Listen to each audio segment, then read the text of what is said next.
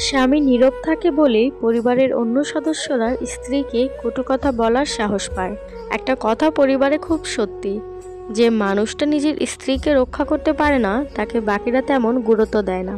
সংসারে স্বামী যদি বারবার নীরব থাকে, মান অভিমান কিংবা অপমান সয়ে নেয়, তাহলে পরিবারের অন্য সদস্যরাও সেটাকে দুর্বলতা মনে করে।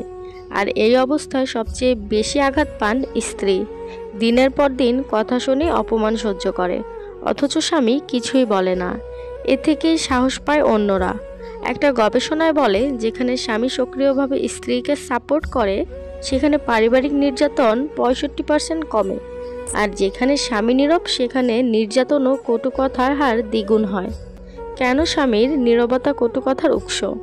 নীরবতা ভুল বার্তা দেয়। যখন স্বামী চুপ থাকে, পরিবার মনে করে হয়তো স্ত্রীর ভুল, তাই সে কিছুই বলছে না।